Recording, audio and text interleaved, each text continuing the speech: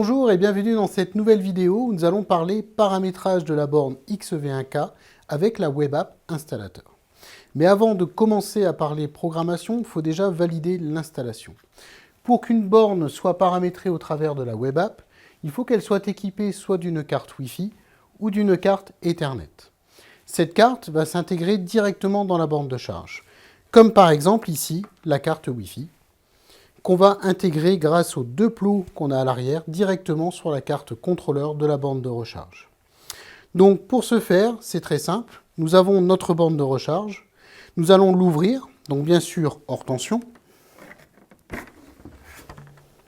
Et nous retrouvons ici à l'intérieur les deux plots blancs où nous allons insérer notre carte.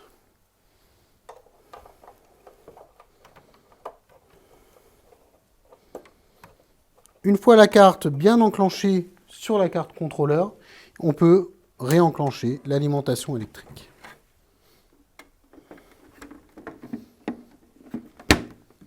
Ce que l'on va constater au niveau du voyant en face avant, c'est que le voyant va avoir une alternance vert et blanc qui signale simplement un défaut réseau. C'est normal puisque la carte n'est pas encore paramétrée.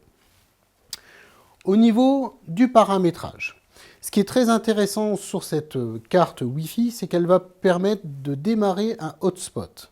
Un hotspot Wi-Fi qui va nous permettre de connecter notre téléphone directement sur la web app, sur la borne de charge, et d'accéder à la web app de la borne.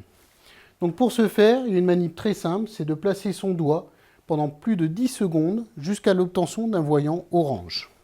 Donc sur la borne de recharge, nous allons présenter ici le doigt bien en face du capteur pendant plus de 10 secondes.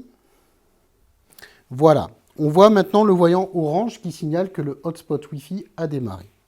Je vais pouvoir maintenant prendre mon téléphone et me connecter à cette web app installateur. Chose importante, la borne va créer un hotspot Wi-Fi avec un réseau Wi-Fi qui s'appelle Ager Charging Station avec les 6 derniers numéros du numéro de série. Et le mot de passe Wi-Fi sera dièse Ager avec un H majuscule 8i67. Donc nous allons prendre mon téléphone et je vais vous montrer sur le téléphone comment ça se présente. Donc comme nous pouvons voir ici sur le téléphone, nous avons un réseau Ager Charging Station avec le numéro de série de ma bande de recharge. Donc je sélectionne ce réseau et je rentre le mot de passe dièse Ager 8i67. Voilà, je suis maintenant connecté au hotspot Wi-Fi, donc mon téléphone est connecté au hotspot Wi-Fi de la borne de recharge. Et maintenant, je vais pouvoir accéder à la web app installateur pour permettre la configuration.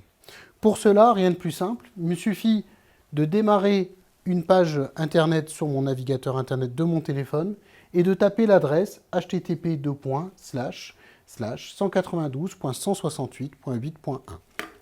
Donc je vais ouvrir ici mon navigateur internet et je vais taper l'adresse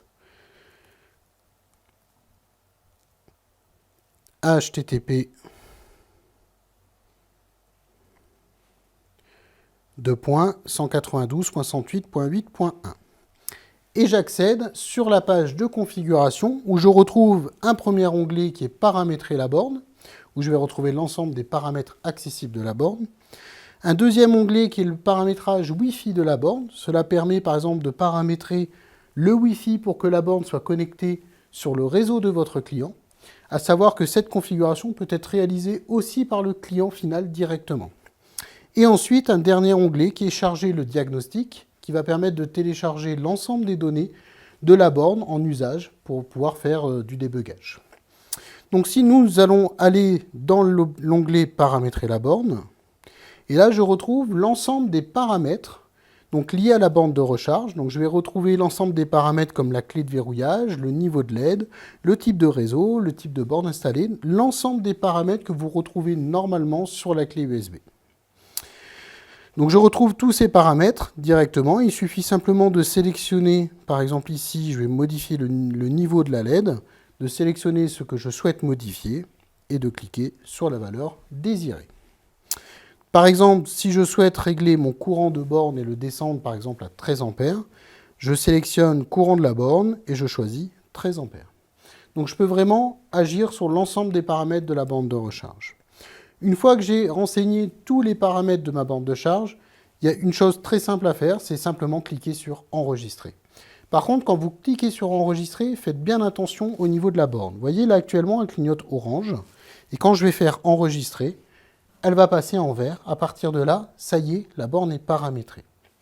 Donc, c'est vraiment l'acquittement, comme quoi la borne a bien reçu les paramètres. Donc là, maintenant, je peux quitter ma page web et ma borne est maintenant paramétrée directement. Si jamais j'avais voulu paramétrer le Wi-Fi de la borne, j'accède dans le menu paramétrage Wi-Fi et je peux aussi paramétrer le Wi-Fi de mon client. Voilà pour la programmation de la borne XV1K au travers de la Web App Installateur en mode Wi-Fi. Donc à bientôt pour une prochaine vidéo.